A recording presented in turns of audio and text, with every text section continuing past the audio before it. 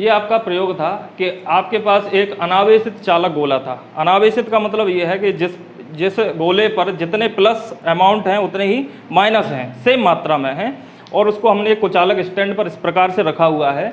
तो इसके 4 स्टेप हैं। पहले स्टेप में हम लोग क्या करते हैं कि सबसे पहले हम एक ऋणावेशित छड़ लेके आते हैं। इस गोले को हमको धनावेशित करना है, तो कैसी छड़ लेनी पड़ेगी? एक ऋणावेशित।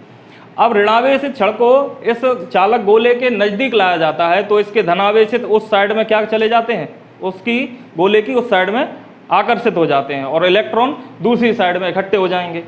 अब इस प्रक्रिया में आपने देखा होगा कि कुचालक स्टैंड का क्या रोल है। कुचालक स्टैंड हम इस वजह से लेते हैं कि इस पर गोले पर जितना भी आवेश इकट्ठा हुआ है वो कहीं जमीन में ना चला जाए, अर्थ ना हो जाए। इस वजह से हमको कैसा स्टैंड लेना है? कुचालक स्टैंड लेना है। अब यहाँ पर दूसरी साइड में आप देख रहे हो फ्री इलेक्ट्रॉन आ गए हैं। अब इसका दूसरे स्टेप में हम क्या करते हैं कि इस हिस्से को हम भू संपर्कित कर देते हैं, जमीन से अर्थ कर दिया।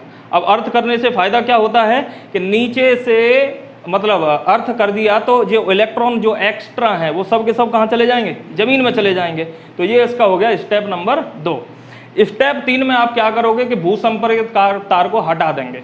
भाई अपना काम हो गया। भू संपर्कित करने का उद्देश्य क्या था कि जितने भी इलेक्ट्रॉन हैं वो सब के सब कहाँ चले जाएं? जमीन में। अब इसका कोई उद्देश्य नहीं है, हटा सकते हैं, इसको हटा देंगे। तो कौन सा आवेश रह जाएगा? सिर्फ गोले पर धनावेश रह जाएगा। तो आप देख सकते हो कि सिर्फ धन आवेश रह गया है गोले पर। और फिर अगले स्टेप में अब बताइए इस ऋणावेशित छड़ की कोई उपयोगिता है क्या?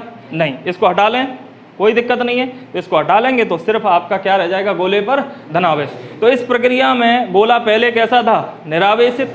फिर हमने क्या किया? एक छड़ लेके आए।